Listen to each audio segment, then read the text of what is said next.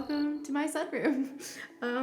It is daylight savings, and that means that at 5 p.m. here in the Northwest, we get total and complete darkness at 5 p.m. and it's only gonna get worse as the winter goes. So unfortunately, this is how we're combating filming in utter and complete darkness. So it is what it is. Technically, I read like 10 books, I think, 11 books this month, something like that. In October, I was approached by Reedsy Discovery, which is the site that connects reviewers, readers with authors, up-and-coming authors, and getting reviewers the opportunity to read new books, as well as like the authors to get some exposure for their books. I'm really enjoying it. I'm getting some advanced reader copies of different stories and books and stuff. One of the ones that I read for the month of October was Which Way Is Up by Bettina Johnson. I have a lot of feels about this book. The full breakdown, if you want to read my written review, there will be a link in the description to my Reedsy site where you can read the books that I review over there. I started off my review by saying that this book is like My Big Fat Greek Wedding if it was Italian witches in Georgia, and instead of a wedding, it's a murder mystery. Because this book has so much relationship development and dynamics, and if you know anything about like stereotypes about the South, like I'm from the South, by the way, so I know. We are very like catty, and there's a lot of, tittering, like all kinds of craziness with like the Southern ladies, and that is true, and that is also a common occurrence of the characters and the relationships in the drama of things that happens. This book is so dramatic in a very catty kind of reality TV show kind of way. It's not poorly written, it's just not normally my type of enjoyment in a book, so that was my bad. That was my fault for thinking that this was gonna be like a really witchy, magical, supernatural type of thing, but honestly, like the witch part of it is kind of a side piece to the murder mystery and the relationship dynamics of this main character, who I've told you nothing about. My bad. So our main character is the new witch in town. She has just found out that she has all these dark witchy powers. She's really powerful. She didn't know anything about her family down in the South, so she loses her mom. She winds up moving down to the South, and now she's trying to find her place and learn about her family, which she has a massive family.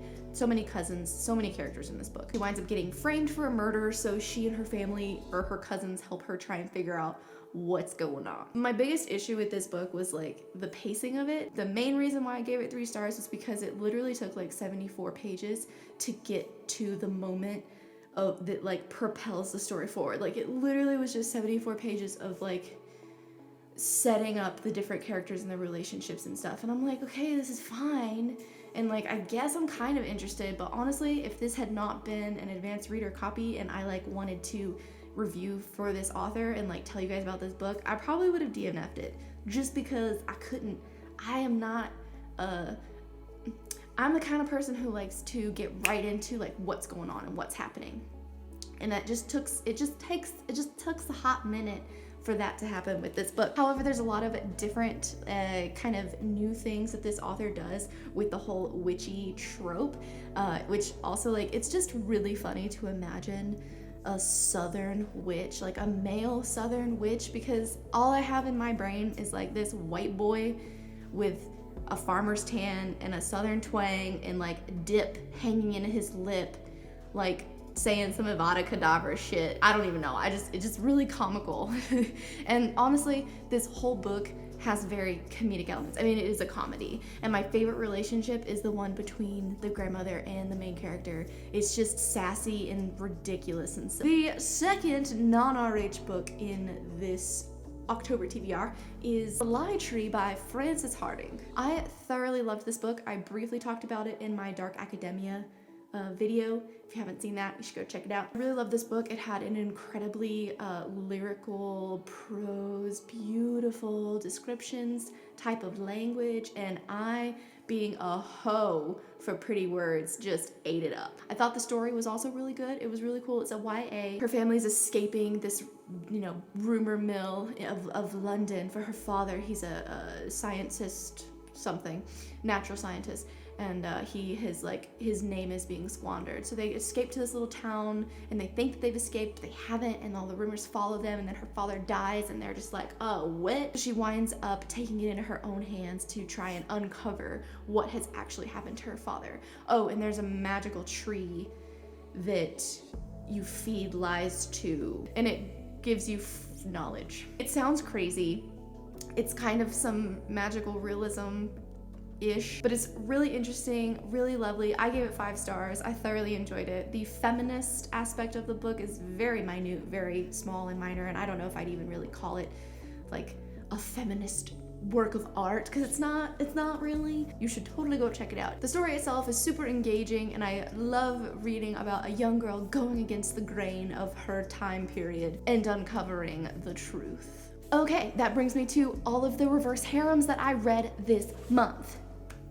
Guys, These Monstrous Lies by K.V. Rose, books 1 and 2. Let me tell you, it did not disappoint, okay? If you're looking for like real world, creepy, which honestly, I was kind of sad. I thought that this book was gonna be more magical, and honestly, I don't know if I would have picked it up if I hadn't known that. I was like, Lilith, ooh, demons, oh, that's gonna be cool. Nah, it's real. It's like real world kind of stuff.